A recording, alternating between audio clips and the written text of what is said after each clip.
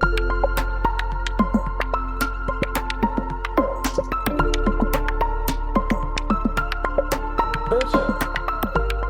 how are things?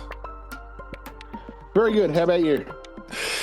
Yeah. We've had a week with rather heavy rain. So, well, it's probably like your autumn weather as well.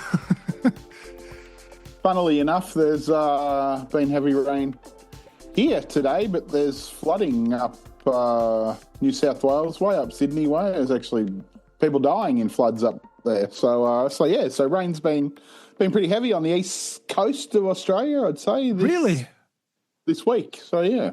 The news hasn't arrived here, but because normally we will hear about if it's something significant, we will hear it. So yeah. Well, sorry to hear that, but you're not affected. Nah, just a boggy backyard, and my rabbit gets a bit wet when it rains, but he's inside tonight, so that'll keep him warm. So yeah. Yeah. So I was thinking maybe we should just start by welcoming our listeners, Sure. those who are there. You're listening to Southern Summers and Northern Winters. My name is Anders, and Mark is on the other end of the line, all the way down in Australia. Hello, Mark. Of the world. Yeah. How's the preparation for your next trip going? Actually, I because I'm a man of savings and plans, I did notice that I transferred some money today into Chinese RMB, and now I have. I'm a bit of a budgeter and a bit of a planner, so I generally set out to have, when there's only two of us, a couple $100 Australian a day is sort of where my budget sits for spending, and there's no way I should really spend that in China. But that's what I save to. That's what I sort of plan on. I plan on going, I have $200 every day. Here's my my savings. That doesn't include hotels. That's just for, go out, lunch, attractions. You should take Rebecca fine dining then.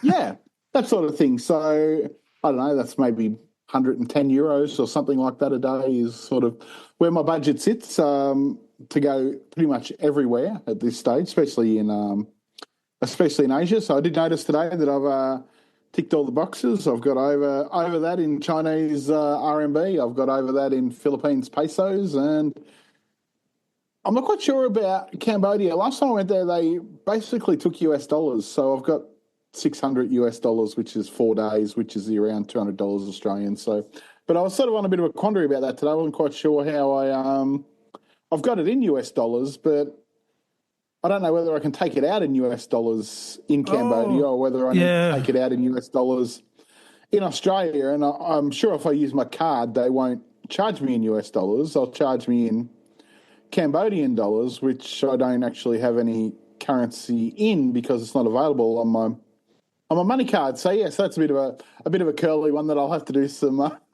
research in and figure out. I don't really like taking or transferring money at airports because the currency rate's generally pretty average at the airport. So I could transfer into Australian and get $600 US. I'm not quite sure what the rate would be though. But I find in most Asian countries that cash is king. Like certainly not China. China's the exception where card is king and cash definitely is not king by a long way in China. It's nearly all card, but everywhere else you go, cash is really king. Like Thailand, the option to use card would have been maybe under 20% of the time, I would have thought. So everyone wants folding stuff, and I assume Cambodia will be the same since it takes US dollars as its de facto currency. Because, so in China, you have like do they accept like a normal Visa card or what? No, not really. Yes and no. If you go to Western establishments in China, they will take normal visas. So if you're going to, Holiday Inn and you want to pay for your accommodation, they'll take it. If you're going to Starbucks and you want to buy coffee, they'll take it. If it's anything Western, they will. But a lot of times you got to go through a second party app like WePay or Alipay, Okay. and all you do is hook these Chinese apps up to one of your credit cards, much like any other travel money card. You pay through that platform though, and then it just takes it out of your Okay. Okay. out of your credit card. So yeah, so there's a few hoops you got to jump through there. Yeah, yeah, in but it's China, like PayPal or something. I mean, yeah, similar to that. But Yeah. but it'll only take the Chinese one. So so in saying that, I've got my budget all worked out, got all the accommodation worked out. This brought me to something I was going to mention last week. Like, when is a delayed flight a bonus, or when is it a problem? I guess because I got an email last week saying your flight has been delayed, which I must admit I've been pretty lucky. I don't get them often, and the ones that we do get might be 15 minutes, 20 minutes. Sometimes they've changed the flight times by, but this one was 24 hours. So it means that, which I don't actually mind. I'm more than happy if they want to delay 24 hours compared to 4 hours or 5 hours, because the day I'm leaving, I want to go home. I don't want to have to spend any extra time waiting around. And especially if you get to the airport and then they delay it, that's even worse, I guess. If they give you the heads up. So this is 2 months out. They've told me that through operational reasons, they will no longer be flying out of Manila to Melbourne on a Saturday. They'll now be flying on a Sunday at the exact same time. So for me, I quite actually see that as a bonus. It means I get to spend an extra day there. And, I mean, with some due proper planning, it's not a problem, as you say. No. And it also depends on if you have a connecting flight. That can true. really, it happens with trains as well. I mean, sometimes we put go the cat in the pigeons, can't it? Yeah, because we go from Munich to Denmark, and we have to switch trains in Hamburg. And Hamburg is a small.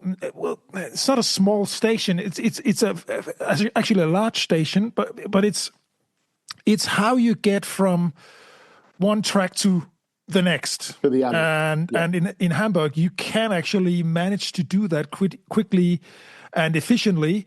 But you will need at least 10 to 15 minutes from you arrive till the next train leaves. And sometimes you don't even have that. So that's, we're really talking marginals here. Really, I mean, literally seconds can be, Definitely. Can influence the outcome. So sometimes you get really stressed when you see that the train, if you're only like a few hours into, it's a 6-hour train ride from Munich to Hamburg. And usually it's rather effective. It goes fast. But if you can see after a couple of hours, we're not going to make it. Yeah.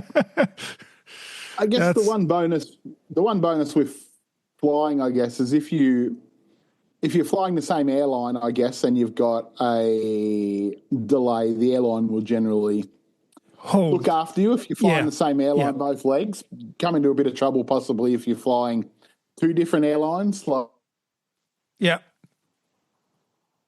Line's not really going to get too much. I wouldn't think if airline A that you've flown with, delays you, that's not their own airline. You know what I mean? So because generally they'll rush you through if need be. We flew from Bangkok to Melbourne via Kuala Lumpur in January, and our plane out of Bangkok was maybe an hour late. So, and we only had an hour and a half in Kuala Lumpur. So we were pushing when we got to Kuala Lumpur, but they had people at the gate as we all got off for the people that were transferring to Melbourne, to rush us through and take us on golf carts and things like that through the airport. So we would make the connecting flight to Melbourne, which was quite good of them, I guess. So yeah, but I don't like being rushed through airports because I actually like airports. So I like having a look, having a drink, having a few things like that.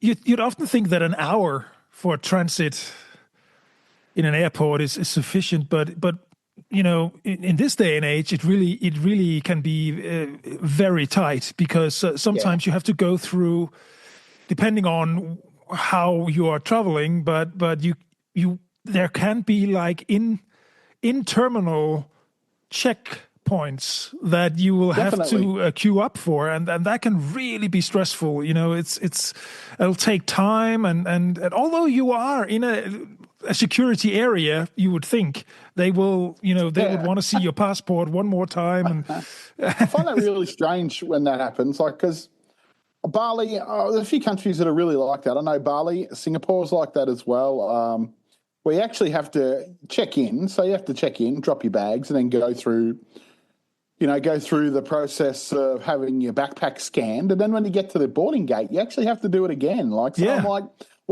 what could have happened possibly between when I've come into international departures where I can't leave, and then when I have to actually go to the gate of the plane? Like, have I built a bomb somewhere in the toilet while I've snuck all this stuff in my socks and shoes and behind my ear? Like, why is this? Why do I have to scan twice? Like, precies. Yeah. Yeah. I find it it's a bit annoying. There's a lot of employment in security agents, and a lot of money. I guess I'd find it annoying too if there was a terrorist on my plane. So, Yeah, but you shouldn't say this loud. But a trained terrorist could do stuff with his bare hands if need be. It. I mean, you wouldn't really need. We're just whinging about first world conveniences, really, aren't we? Yeah, Like, I guess I've said this before on the podcast. Airport security is to give you the sense of safety. It's nothing else. It's pure psychology. You're dead right. So, just on another matter. So I went to the cinema this afternoon and seen Mission Impossible 354 or whatever. It's supposed to be the last one, isn't it? Well, apparently, whatever reincarnation it is, how many ever that Tom Cruise has made, I'm not quite sure. Maybe I really don't know how many there is. There might be 4 or 5. Or... No. We're way over. I think we're about 10. But I think the first one might have been circa mid-90s, was it? Because they had flashbacks and he looked really, really young back then, like his skin was still tight and, it wasn't getting old. And I'm a bit saggy like like the rest of us and like he looked in this one. But okay, getting off the point. So 3-hour movie, really long sit. It was okay. The movie was okay. But what I found interesting was the previews. So the previews leading into the movies, all the previews were remakes. A new remake of Freaky Friday, a new reboot of Karate Kid, and a new reboot of Jurassic Park. Does no one actually have an original idea anymore for a movie? Like, because they've all just rehashed them. Freaky Friday, instead of the mother and daughter swapping, the daughter now has 2 kids, so the daughter and the grandma swap, and so it's all they've done is just extended that a little bit. And I don't know, Karate Kid, Ralph Macchio's in it, so. But from what I can gather, some student comes from Japan to be taught by him, so a little bit opposite as him being taught by a Japanese person. Yeah. And Jurassic Park, apparently they go back to the island from the very first Jurassic Park where they left all the dinosaurs on the island. So they go back to that island to gain some, I don't know, genetics from these dinosaurs that have been roaming around since Sam Neill roamed around, in the mid-90s on there. So, I was like, my God, is there no original ideas left in this world to make a movie? Like, the big companies, they don't bet on anything. The only thing in general, the entire entertainment industry is betting only on proven track records, nothing else. I mean, musical talent, acting talent, nothing. Only if you have a proven track record, you will have any chance in hell. So I'm really surprised that cinemas are still actually open, like literally, that stuff just doesn't go straight to stream, or things like that. Like, do you go to the cinema often? Are you a cinema person? We rarely go to the cinema, but we do go. But usually, it's actually. This may sound a little snobbish, but actually, we prefer to go and see European productions, because I guess there's a different philosophy here. I mean, many of the European productions, they are subsidized by the governments Yeah. because they want that. What do you call that? There needs to be some cultural substance to these Definitely. big productions, Yeah. and maybe they even have an educational purpose. Sometimes they do, not always. Because, I mean, of course, education, entertainment, for entertainment's sake, that also happens here. Nothing about that, but it's just there seems to be, the big bloated U.S. Hollywood productions. I've grown fed up with them because they all have the same color grading. All the actors, they look very pretty, very polished, very posh, shining white teeth. They all have worked out. So, I mean, they started talking about an American being the next James Bond. And I said, that won't work because it will be like sort of a bodybuilding type, with big muscle. It just doesn't work in that context. I mean, it's supposed to be an English gentleman. I'm sorry, but that's just, and I'm not even. I mean, I have no objection to being it. Whatever race, the main character, I really don't mind. But it's the way that the Americans will cast actors for their production. It doesn't. It's simply ridiculous in a European context. I hear you. So it was. I guess. Hang on, my light just went out up there. That makes me look a bit brighter. There we go. Yeah, I see you now.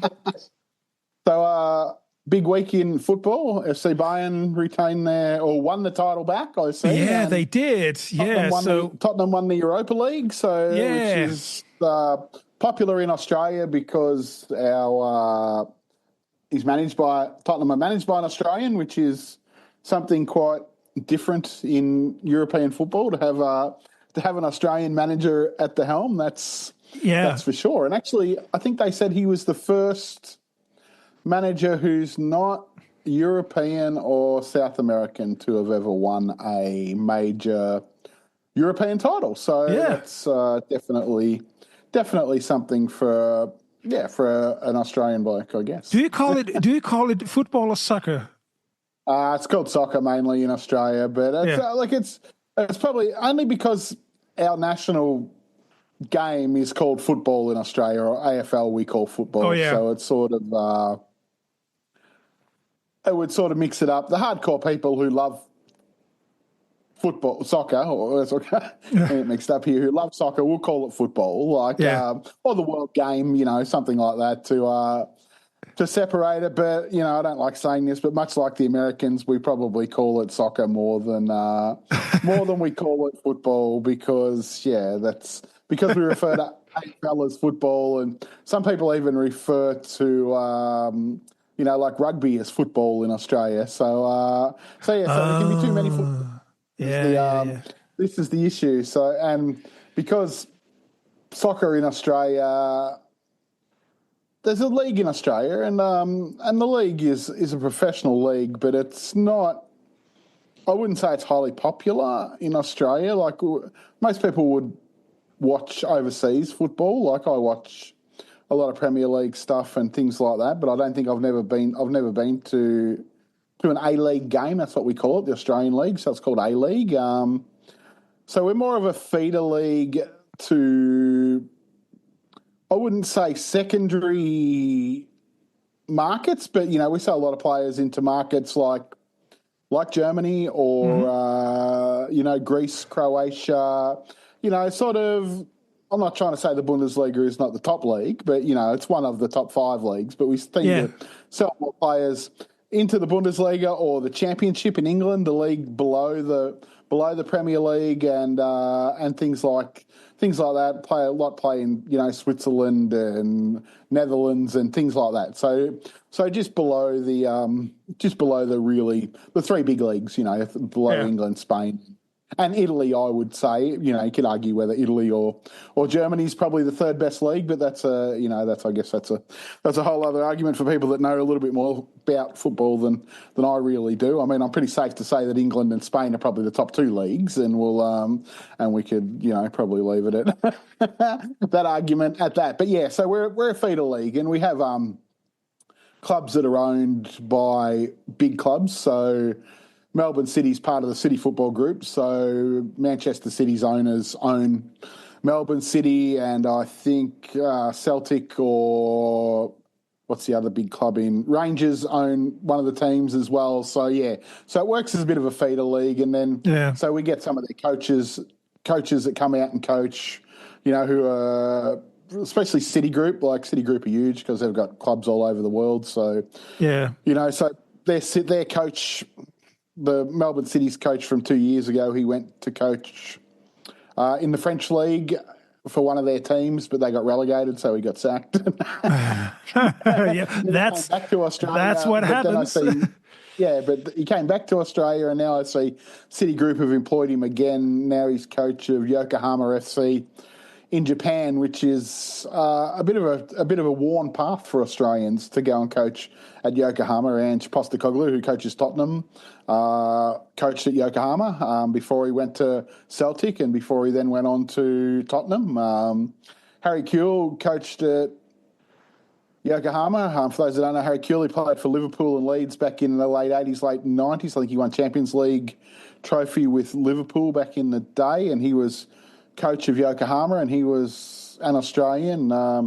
Kevin Muscat, who's another Australian who played at Rangers and Crystal Palace and things like that, he coached Yokohama. So there seems to be a long list of Australians that go. And now this other guy who was part of the City Group that got sacked is coaching at Yokohama too. So the last 5 coaches they've had in Japan have been Australian. So I don't know whether they like the way it works, but the continuity seems to work in Japan, and then Citigroup move them somewhere else if it's any good. So yeah, I don't even know. FC Bayern, they're not really owned by anyone of the big conglomerates. I mean, they're sponsored by some big ones, but I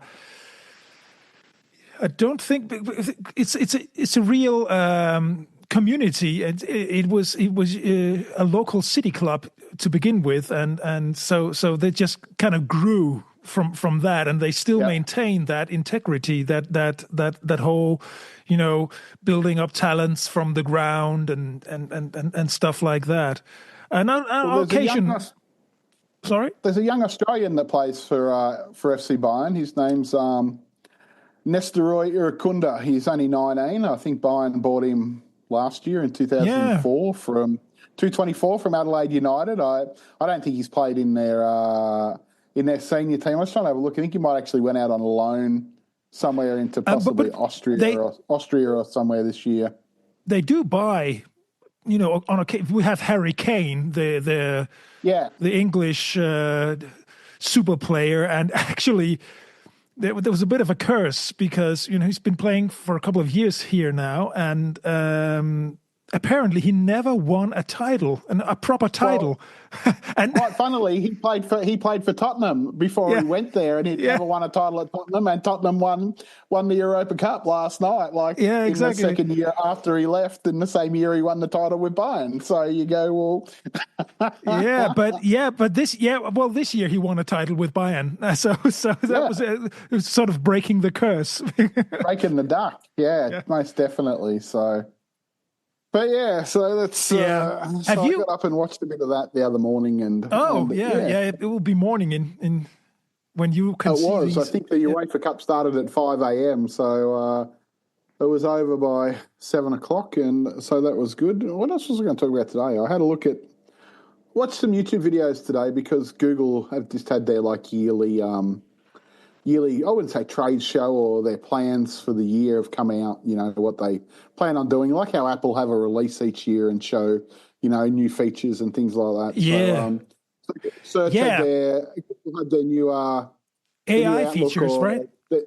Their new plan, on what search will look like. And there's actually not going to really be any more than three websites appear on search. They're actually moving towards a model like Facebook where they want to keep you on their page and everything will be off there. So they're basically going to go away from pretty much being a search engine to being an all-encompassing selling engine where they want to sell it all themselves. So I don't really know how that will work for a lot of people.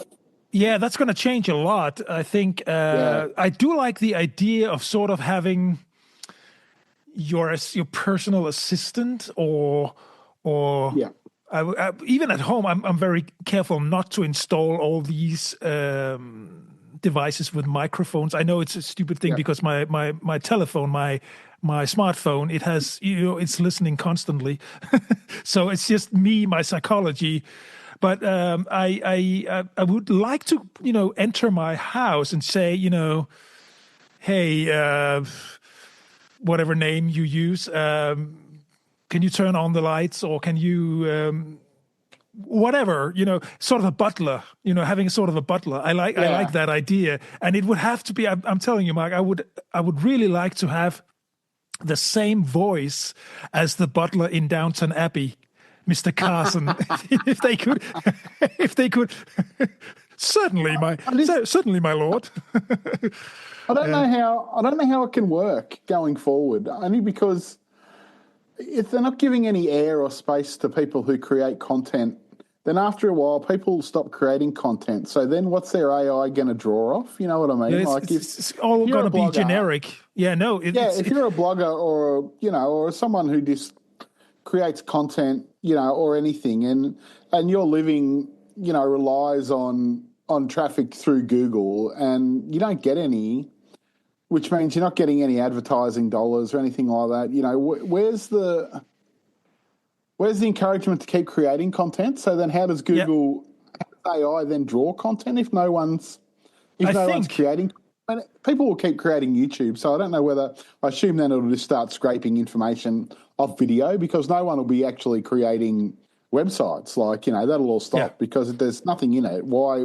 If you're not going to get a chance to be seen on the first page or even the second page because AI smart snippets are taking everything up, why would you even bother? I agree. I think there will be some sort of adjustment. It will happen naturally because if everything gets generic and everything is machine generated,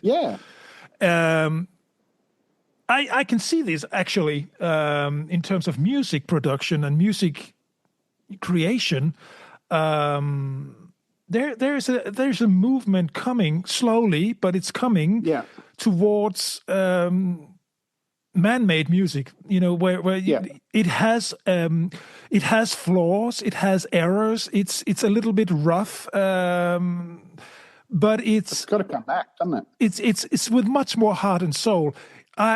People don't want everything to be over-polished and sounding perfect because nothing. It doesn't sound natural anymore. So I think something will happen there.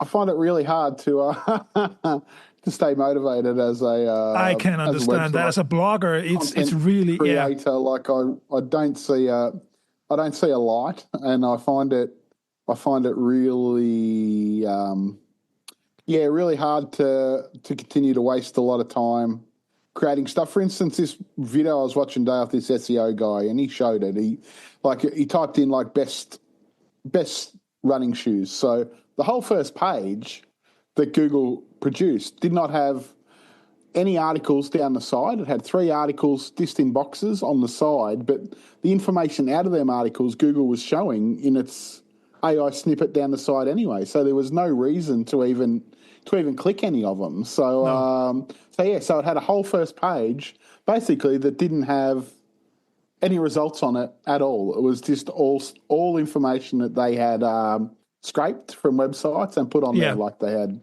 they talked about sneaker brands and they had a list of the top 10 sneaker brands.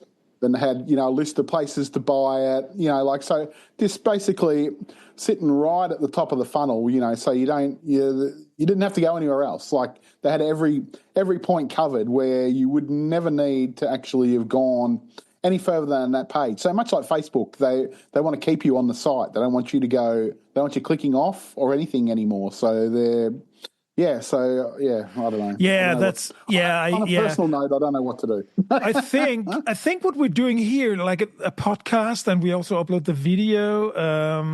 That's probably one way to generate content for the future, because it's organic. It's we're just sitting here and talking. It's in no script. I think that will happen more. You see a huge boom in podcasting as well in general. And I, for one, like the concept where you can go in depth with something, and you don't always have these tacky taglines and buy-in links and this is more like the way it used to be. but I hear you. It is actually I think we touched based on this the last time or the time before. Internet fatigue is really because old farts like you and me, Mark, we know the world from before the internet, and we sometimes miss this, don't we? That's it. Yeah, most definitely. But quite funnily, like YouTube's going possibly the other way. Like some of the most popular YouTubers now are just people that walk around with and talk to the camera. Like, there's no fast editing, no nothing, just, much like wandering around with the camera on them, talking for 10, 15 minutes, and they're the people that seem to be getting the most traffic. So the internet itself is going for a more polished, quicker feel, while YouTube seems to be going for a more, I don't know, authentic, possibly. That's exactly it. That actually just is proof to my point. It reminds me of Danish national TV. For years, they had a garden program, and they still have. Now it's a new guy because the old one retired, but the concept is more or less the same. It's like half an hour once a week, not all year round, but almost. So you can follow this guy walking around his huge garden with his dog, and he's just talking about what's currently to do in the garden. It has become a little modernized with now it's not direct live and everything. Usually it was live from the garden, but now it's not. So it's cut and edited a little bit color graded maybe. But the concept is the same, it's just, following this guy as he digs the garden. He plants whatever he's planting, he sows whatever he's sowing, and he talks about it, and he explains what's important, what's to do. And it's just half an hour. It's called slow TV, really. And it's just, so soothing. I watch it often because, that's just something I like to watch. It's just in a slow pace. There's no background noise or music. It's just just him walking around his garden, and I really enjoy that. Nice. I really do. Yeah. Speaking of enjoying to see things, have you ever seen like a program, a documentary, or a movie maybe, and that has prompted you to go somewhere, for holidays? No, I have not. I must say, I do read about this often, that people, because I was reading about this today about the island in Thailand where White Lotus was filmed is being overrun at the moment with tourists. I don't know if you've seen White Lotus. It's like I can't say that I have, no. In its third season, and the first season they filmed in Hawaii, and the second season they filmed in Sicily, and this season they filmed in Thailand. So they pick a resort, and the production company must rent a resort out for 6 months. And they film like a show that's set over the space of a week, and it's probably centered on like maybe for couples, families, singles, and they've all got something going on, you know, that and ends up interacting, blah, blah, blah. But it's highly popular. It's been on, I think it's on HBO Max in Australia, so I'm not quite sure where it falls everywhere else. But, yeah, really, really popular show for the last 3 years. And, yeah, I read today that Thailand, the authorities are going to stop the people going to this island because there's too many people going to this island where this show was filmed. But I guess I'm probably lucky. Well, not lucky, but in Australia, you know, I guess there's not a lot of really, really famous shows, and it's a bit hard for me just to pick up and say, hey, I'm just going to go and visit this place overseas. You know, there's a lot of planning, I guess, that's got to I guess so, go into it for me. But I can't say that I've ever seen a show and then just gone, okay, I've got to go there. What about yourself? Yeah, I saw this. There was I remember the first time it happened. It was I saw a movie with Jeremy Irons, the old English actor, and he was playing like a professor, and he went to Tuscany. Yep. And that movie, I can't remember the title of it. We should look it up. But the story was going on in Tuscany, and I said, you know, that's a beautiful place. It was really nicely filmed and so beautiful footage. And that was the first time I said, you know, I want to go to Tuscany. So I went that summer with my then wife, and that led to, like, you know, I still haven't finished my romance with Tuscany because I'm going there in a couple of weeks again. So yeah, it's so Tuscany is really one of those, you know, wow. Places that keeps drawing you back. Yeah. But that happened because of a movie. Because I saw a movie, something on the TV, and I said, you know, I want to go there. Fair enough. I guess in retrospect, I mean, most places that I go to, I have actually seen on TV or a movie, so I shouldn't actually say that it doesn't influence you, because it probably does, but more sort of indirectly, possibly for me. I guess as a kid, I would have said, I wanted to go to California, but I've never been to America, and I've got no great desire to go there anymore as an adult. At the moment, no. At the moment, you know, so I don't really know. But another question along that lines is, you know, often you'll find that you have music that you associate with a certain place that you've been, you know, not for any great reason. Like I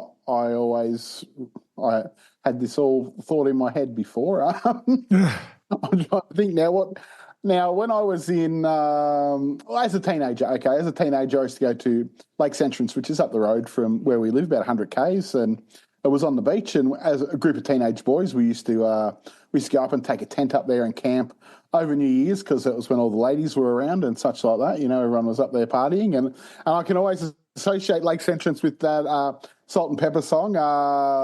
Let's talk about sex. Not that any of us were all trying to get sex, but maybe we weren't getting any at that time.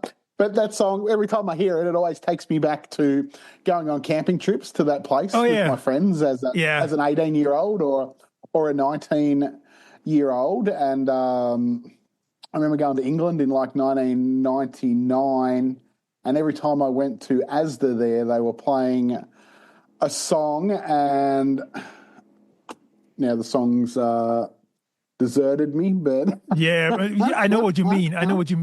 I do associate music with a lot of memories, and you know, but I was always, I guess, sort of 10 years ahead of my age. I listened to old music when I was young. I would listen to, for instance, I grew up in the 80s and 70s. Yep. And I never really liked 60s music, but I always had a thing for the 80s music. For instance, I would listen to the early Dire Straits albums when I was 13, 14, 15, and nobody else would listen to those. And because they were sort of released almost 10 years ahead, 10 years prior. So I don't know. I do. That music reminds me of my childhood summer holidays which would always take place on a farm that my family owned, and yeah, so yeah, but it's interesting, and I have a memory of a Tuscan hotel where when the first time I arrived there in the reception, the radio was playing a song by the Cranberries, a song called Dreams, and I really like that song. So that song will always take me back to that moment when I first went into that hotel. For some reason, it's amazing, It's like when we were in Iceland, I think in 2017, and there was a song by a guy called Rag and the Bone Man called You, and like it was on a high rotation on every channel in Iceland. And I reckon driving down 3 days or 4 days, we had a rental car where we drove around, and I reckon I probably heard that song about 15 times over the space of like 4 days. So whenever I hear it, like, this reminds me of driving around in Iceland, things like that. So it's powerful sort of connections, much like the movies. You can hear a song and it can take you back to a time or place, or I guess, or an experience that you once had, pretty easily, isn't it? So and creating a playlist for any kind of travel is always a good idea. So if you're traveling as a family, that can be a little bit difficult because maybe the kids don't want to listen to whatever you're listening to. And I remember when Anton was little. We were actually traveling around Australia, and we came across this children's singer. I guess she was called Dirt Girl. Have you heard about her? Yeah. Yeah. No, she was popular. Yeah. So Anton liked that, and we heard that over and over again in the camper van. It's so does Anton like music that you like? Like, is that he's getting a little more respect for it, but he's pretty much into rap and hip hop. He likes the old school hip hop from the early 90s, Nas and Dr. Dre and all these things. I gotta say, I quickly get almost fed up with the language because it's too much in your face. I don't mind the swearing, it's not that. It's just that constant in your face attitude. I really struggle with that. Obviously, they mean what they sing and rap. It's quite clear, but it's just relax a little bit sometimes, and rap music doesn't do that to me. It's just I've got two kids that listen to very different music, I guess. Willow loves old school 80s rock, and me and her have been to see Guns N' Roses and Motley Crue and Def Leppard together, which was great. Like, really good memories with my then 16-year-old, 17-year-old daughter, going to see Guns N' Roses and Motley Crue, and things like that. And yet Marley's really into more, I guess, pop. Like, her and Rebecca have been to a few concerts. They went and seen Coldplay, and she went and seen some, I can't remember, some English girl band, at some stage and things like that. And me and her are going to actually see Katy Perry in 3 weeks' time. So that'll be, so that'll be interesting. I haven't been to a concert with my youngest daughter Marley before, so we're going to Melbourne for the night, and we'll stay in Melbourne in a hotel and go see Katy Perry. More looking forward to Katie's old stuff, because I don't think her new stuff is, I don't know. It doesn't get played, so I'm not saying it's no good, but I don't really know much of her new stuff. But she seems like a lot of female artists that she really needs to be having a bad breakup with someone to write a lot of hits, because that's what happens with Taylor Swift. Yes. Like, all her best stuff is from when she's broken up with a dozen boyfriends, and Katy Perry was the same when she was splitting up with Russell Brand. Was when she had all her big hits, because she had, I guess, inspiration to write about. But living with a baby and living with Orlando Bloom is obviously not too heartstrung. not very inspirational.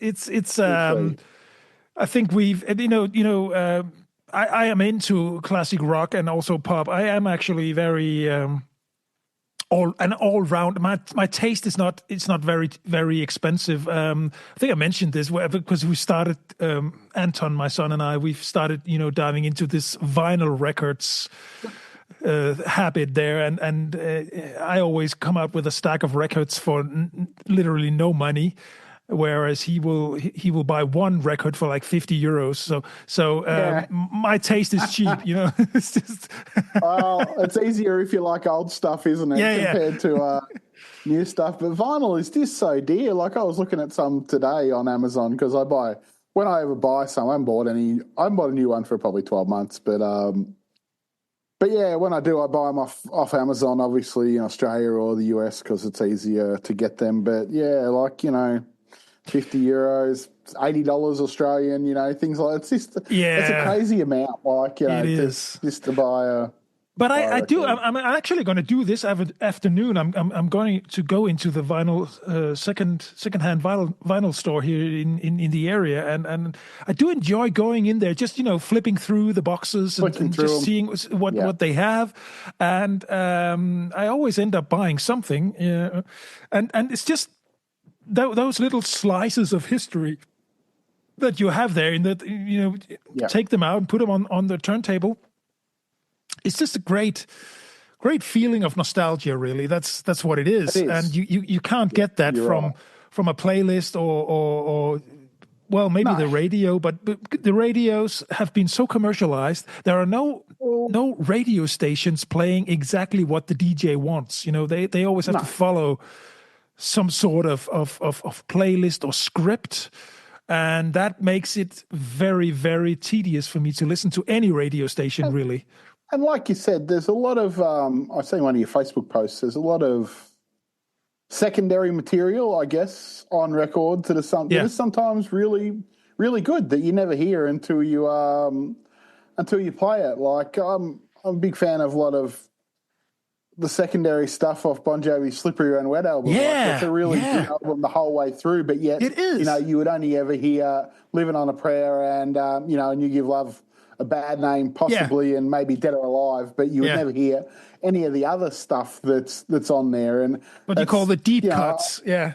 I'm a big fan. I'm a big fan of saying, every band has one standout album, and that's the top of their pile. For some it comes early and they've hit the peak and probably and go downhill from there. And Bon Jovi were probably one like that, where Slippery When Wet was probably the best album that they will ever make, and they've been, slowly petering down ever since. But he still brings out albums, which I find really strange, 30 years later. I mean, obviously still got a great artistic drive, but does anyone actually buy them anymore? You're pretty much on the Heritage. You're on the Heritage tour these days, so people only really want to hear the songs from the 80s or the early 90s, Unfortunately, there are two reasons for that.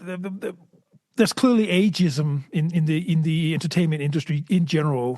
So definitely. Older names, they as you say, they live off their heritage. Also, what happens to artists once they are very established, very successful? They tend to want to sort of develop as an artist. So a songwriter like Bon Jovi, who would initially write great hits and hooky stuff, and I want to do something more deep, and I want to explore all these, and that's when things go bad. Stick to your initial and write every song as it was to be your breakthrough hit. Come on, that's what you should do.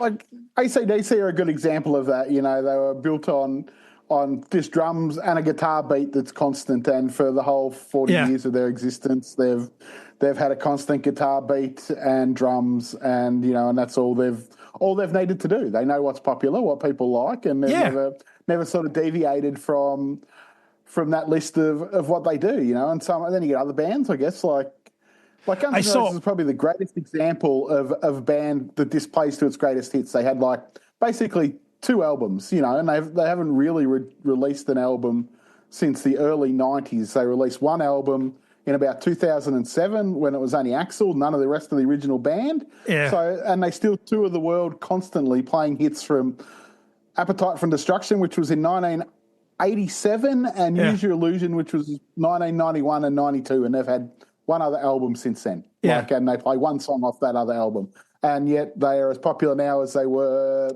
40 years ago, and yet they've had 4 albums in their entire career. So you go, It's funny. I saw Deep Purple. They were back with a new album, and I saw the video for it, and I said, these are like 5 times Joe Biden, just slowly walking around. Just it literally looked like Joe Biden's, and it was just. Maybe you should just call it like quits. And one of my friends actually saw them in a festival here in Europe last summer. He said, they're not relevant anymore. This was just, never mind, he said. And I mean, it's hard to, because their voices change, I guess as you get older too. So it becomes, I had this conversation with Rebecca the other day. I was like, if AC/DC come to Australia, probably one of my top 5 all-time favourite bands. Okay, I haven't seen them live since probably around 2011. So I'm like, and now I see I watch YouTube, and they've all got long grey hair and ageism. But do I want to remember them hobbling around on stage, or do I want to remember them, like when I seen them in the 90s and the 80s, and things like that when they were on, on top of their game. So you sort of go, because I went and seen Guns N' Roses when 2023, and I was pretty disappointed, actually. I can't actually say that it was maybe him. It was maybe the sound. Like, it's sometimes hard at the MCG because it fits 100,000 people, and the speaker setup may not have been right, but it sounded really, really average, But then I spoke to other people who've seen it, who were on the floor near the front, and they reckon it sounded fine. So you go, well, we're a fair way up the back. And like I said, we're in a really big open-air stadium, so it could have just been the sound setup that wasn't great, and, there was a bit of a delay, where we were and things like that. So it was really pretty average. So, you sort of go, well, would I ever go see them again after that? Probably not, and it may not have been their fault, but you just go, well, But you went to see went to see Bryan Adams recently, didn't you? I did. Bryan Adams was fantastic. Really, really, really good concert, good show. Smaller stadium, 12,000 seat stadium, which is better. I've seen a lot of bands in that stadium. It's in Rod Laver Arena where they play the Australian Open. So there's a lot of people play there. 2 or 3 concerts. I think Pink played 10 concerts there in a row. So she's highly popular in Australia. Yeah. But if you get the big acts, and Melbourne's a home of a lot of big stadiums, so the MCG fits 100,000, which often plays to big gigs. So Taylor Swift, Guns N' Roses, Ed Sheeran, people like that can actually fill it easily in Melbourne, play there. Or then we've got another stadium called Marvel Stadium at the moment. It fits about 65,000 as well. So you get people there. I think Lady Gaga's playing 3 nights there in a row in November. But Coldplay were there. I've seen AC/DC there. I've seen Bon Jovi there as well. So we've got a really big stadium. I would still say 65,000 is a really big stadium too, I guess. It is. It's a fairly big stadium. Places. Yeah. So two really big stadiums, and and a couple that would fit 12 or 14,000 is for the tennis, basically. So there's a wide range in Melbourne of sizes depending on who's coming and how many nights. I guess they want to play. Metallica here in November, and I think they're only playing one concert at each city in Australia, and I think they probably could have done the MCG at 100,000, but they went for Marvel at 65,000 for one night, and that'll be filled. No doubt it was sold out in a matter of hours. So Melbourne's a big musical town. That's quite funny, actually. I've gone off track here, but when concerts come to Australia, they only really go the East Coast. So they go Melbourne, Sydney and Brisbane. So Adelaide generally always miss out. Perth always misses out. And Tasmania always miss out. So and then I guess it's logistics, isn't it? It's logistics. And then they'll go to Auckland and New Zealand generally. So they're the three venues. And but I often think that if you're going to make the effort to come all the way down here, and you're going to charter your jumbo jets to bring all your stage equipment down here, you'd want to play as many shows. Yeah, you think so, yeah. But I guess they're on their way to Asia, maybe. They come from Indonesia, Malaysia, maybe. and possibly. then they sort of take Australia, New Zealand, and Yeah. whatever they can. Yeah, Most but yeah, definitely. more and more bands are actually coming back. At least the bands that I follow, they're going back to Australia. Yeah. I'm a huge Toto fan, and I mean, they've recently and played. I guess you got to put a limit on how many shows you can play. Like, I mean, Yeah, Taylor Swift probably could have sold out 5 shows in Melbourne at the MCG. She sold out 3 shows, 3 nights in a row at 88,000 people each night. So she did wow. 250,000 people like in 3 nights in Melbourne, and she probably could have done another 2 or 3. You know, there was thousands of people outside the stadium just listening to the music, because the MCG is surrounded by a park, so people just laying out on the lawn outside outside the stadium. They do Listening that. to the music.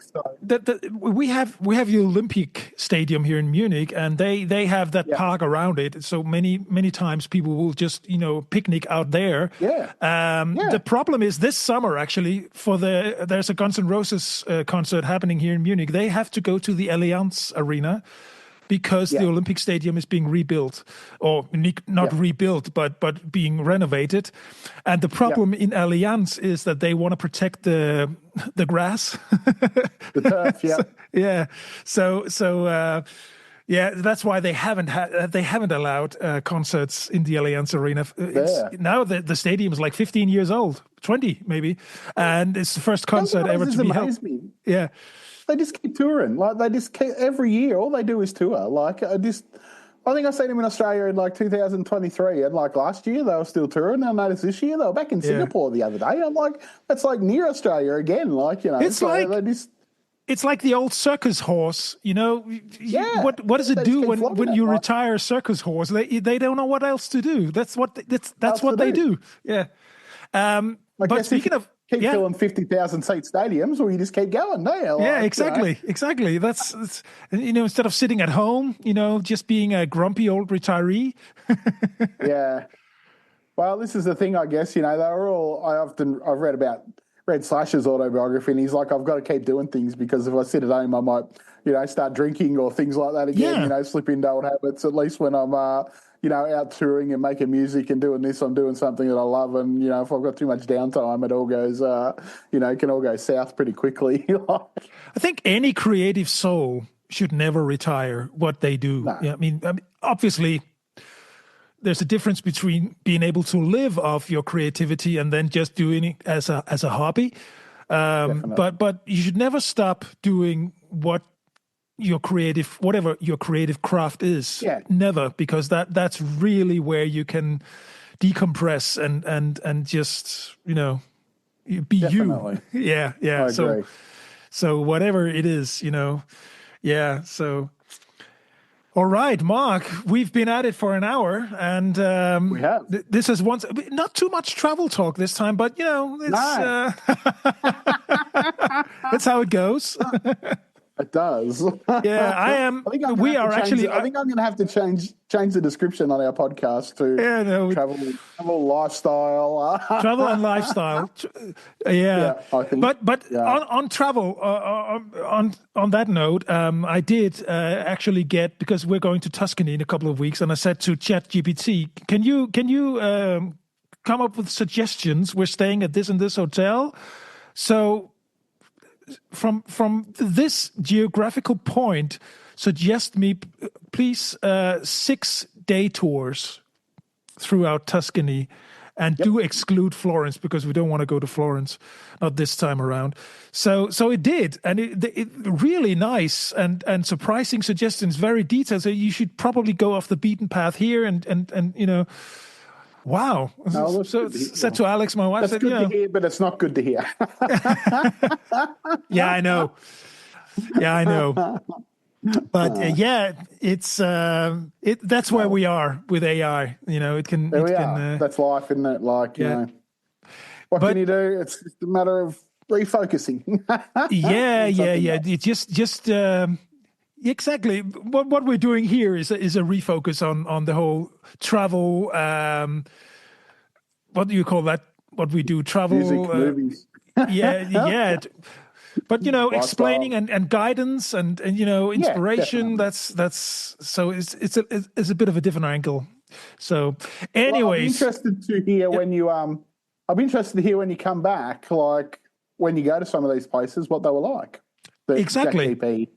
The ChatGPT recommended. Actually, I probably should have done that on the weekend. I went to Melbourne on the weekend, and maybe next time I will put in and ask ChatGPT. Like, I really didn't have much planned. We went to Melbourne and we actually stayed at Hilton. I'd never stayed at the Hilton before anywhere, so I'm not much of one to spend a lot of money on accommodation because I think it's a bit of a con and a bit of a waste a lot of times because I don't go somewhere for a weekend to spend a lot of time in a hotel. But I had some Qantas frequent flyer points that I needed to burn because they're devaluing their points value next month. So as they regularly do, as they get. So I thought I'll spend 50,000 points and go stay at Hilton, and so it was quite nice. We stayed there for 2 nights, and it came with free parking, which I always look for in Melbourne because we've discussed this whole parking aspect before, where it costs you $40 or $50 a night to park your car, and it had a $100 food voucher and 2 free drinks, and I think it was the equivalent of about $600 Australian, which was probably actually not too bad for Hilton. So it's probably maybe €300 for 2 nights or something like that at Hilton. That's fine. That's okay. Yeah, it was a newer hotel, and it was right in the middle of Melbourne. For anyone that knows Melbourne, Burke Street Mall is probably centre of the city, and it was only a block from there. So it was quite good, but I really just went there to run around, take some new photos for some stuff on some websites I had. But we ended up going to the Melbourne Museum. I hadn't been there I think we worked out Marley was in a stroller, so she was about 2, so it'd be 16, 15 years since I'd been to the Melbourne I've been there since you then, because we were there 12 years ago.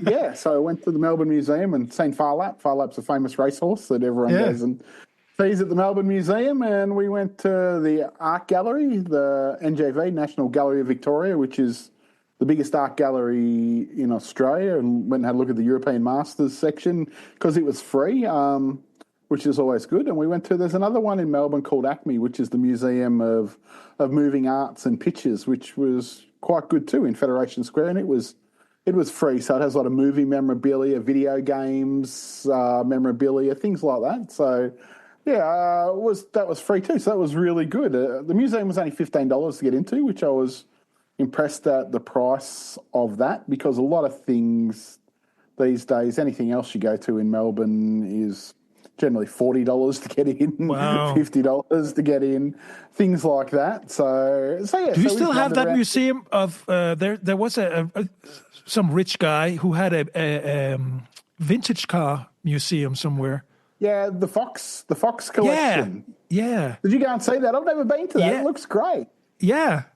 It was in a cool building somewhere. Yeah, it was nice. Yeah.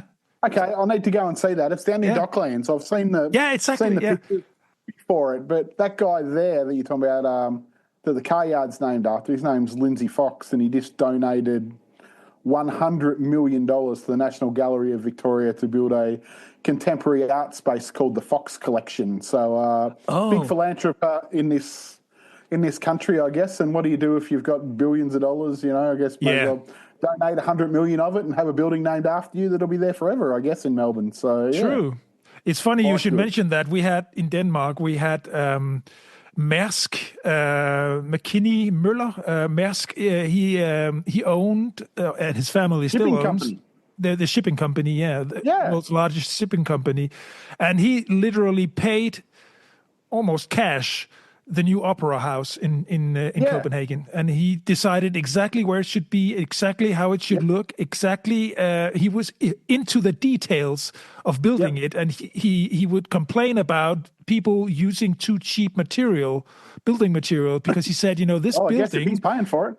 Yeah, and he said, this building, it was something about the roof in a documentary. So he said, they had suggested some roof tiles or whatever. He said, does this sound like something that will last 300 years?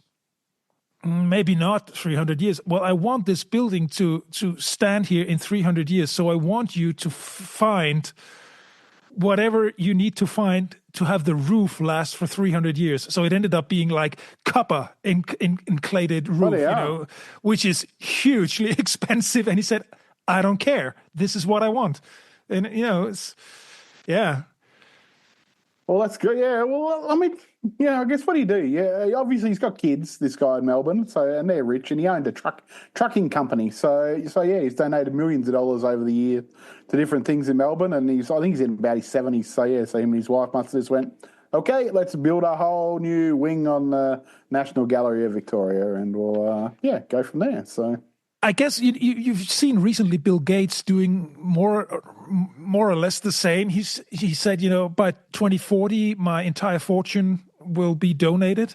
I guess I think I would do the same. I mean, obviously, you would take care of your kids, making sure they don't have to. In order for my kid to have like a rich lifestyle, he would have to work for himself, but I would make sure that, he would have roof over his head. The basics would be covered. Yeah. But I've seen quite a few in Denmark. We've seen quite a few examples of rich families simply not being able to function. The kids cannot take over because they have been spoiled their entire life. They have no relation to real money. The Lego family, there are a couple of other examples in Denmark where, the families, the kids, they are not the ones taking over. No. They're in the board of directors. They still have influence, but they are not the daily executives of the business because they're not good enough for it. You think it's also maybe something to do with the time, I guess, like that we live in? Yeah, maybe. Now, like once upon a time it was expected that you would take over and, you'd have to come to work and things like that. I only say this because I know around here we're in a big dairy farming area, and farms used to get passed down from generation to generation to kids.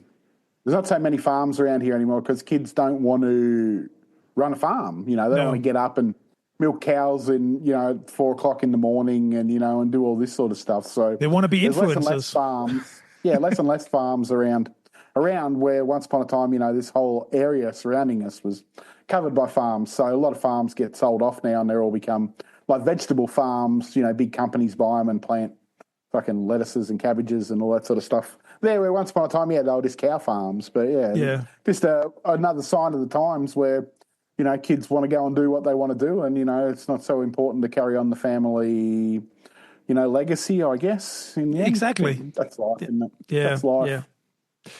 Well, Mark, it's been fantastic. You say hello to your wife, and I will. You say hello to your family too. Yeah. I will. Today's I think because Monday I have appointments, but we'll just chat over the course of the next days and see when the next time. I'm sure we will. We will work it out at some time. Anyway, people, make sure you find our Facebook page, our Instagram page, our YouTube page, site, our podcast if you're already here. Exactly. Do find us, give us a like, give us a thumbs up, and do tell your friends about it as well. Most definitely. Tell everyone. Yeah. Shout it from the top of the hills. Shout it from your doorway. Exactly. Okay. See you next week. Cheers. See you, Sanders. Bye. Yes. Cheers. Bye.